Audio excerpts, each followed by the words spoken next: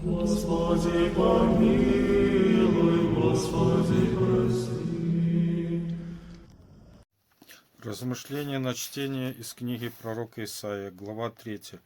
Вот Господь, Господь Саваоф, отнимет у Иерусалима и Иуды посох и трость, всякое подкрепление хлебом и всякое подкрепление водою, храброго воина и вождя, судью и пророка, прозорливца и старца, пятидесятника и вельможи и советника, и мудрого и художника искусного в слове, и дам им отроков в начальники, и дети будут господствовать над ними. Вот, братья и сестры, Божие наказание. Да, Господь отнимает мудрых, умных руководителей, и дам, говорит им, отроков начальники. То есть начальниками становятся как бы отроки, младенцы умом, которые ничего не понимают в деле. Вот мы сейчас видим это Божие наказание. Начальники, нету нормальных, очень мало нормальных руководителей, и духовных, и гражданских. А все какие-то отроки, как капризные дети себя ведут, визжат, кричат на подчиненных, там всякие измываются, а толку никакого. Это наказание Божие, братья и сестры, за наши грехи, за грехи общества, что такое начальство у нас есть, которое мы имеем, за наши грехи, за наши беззакония. И в народе один будет угнетаемым другим, и каждый ближним своим. Юноша будет нагло превозноситься над старцем, и простолюдин над вельможей. Вот что сейчас происходит, что один угнетается другим человеком. Тогда ухватится человек за брата своего в семействе отца своего и скажет: у тебя есть одежда, будь нашим вождем, и да будут эти развалины под рукою твоею.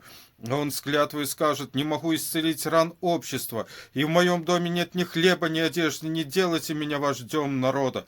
Так рушился Иерусалим и пал Иуда, потому что язык их и дела их против Господа, оскорбительны для очей славы Его. Выражение лиц их свидетельствует против них, и о грехе своем они рассказывают открыто, как содомляне, не скрывают горя душе их, ибо они сами на себя навлекают зло. Не про нас ли это сказано, не про наше общество, где кичатся грехами своими, где хвалятся грехами своими. Так вот рушился Иерусалим и пал Иуда, так и рушится наше общество, которое прозябает во грехе, где грех все более и более увеличивается, где люди живут ради греха, ради греховных каких-то наслаждений. Скажите праведнику, что благо ему, ибо он будет вкушать плоды дел своих, а беззаконнику горе, ибо будет ему возмездие за дела рук его. То есть горе беззаконникам. Не смотреть на этот беснующийся мир, а идти праведным путем, потому что праведнику будет награда. Притеснители народа моего дети, и женщины господствуют над ним. Вот, братья и сестры, признак деградации, когда женщина господствует над народом. И сейчас, братья и сестры, мы вокруг видим, что много женщин занимаются не женскими делами, начальствованием, каким судьи женщины, представляете, судья женщина, вот вместо женщин дело это рожать, воспитывать детей, любить Бога, любить ближних своих, любить мужа, любить семью, любить детей, вот все домашний очаг обустроить, это главное дело женщин. А сейчас идут, карьеру делают, начальство лезут в такие дела, которые сами не знают, не хотят господствовать. Вот женщины господствуют над ним, и вот сейчас вот такое вот происходит. Это признак деградации общества, деградации греховной. Народ мой, вожди твои вводят тебя в заблуждение, и путь стезей твоих испортили. Восстал Господь на суд и стоит, чтобы судить народы. Господь вступает в суд со старейшинами народа своего и с князьями его.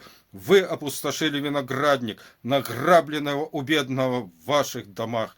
Вот это, братья и сестры, обличение Божие всегда актуально. Актуально оно и на современном этапе. Мы видим, как все это сбывается. Слово Божие живо и действенно, и острее всякого меча обоюдоострого.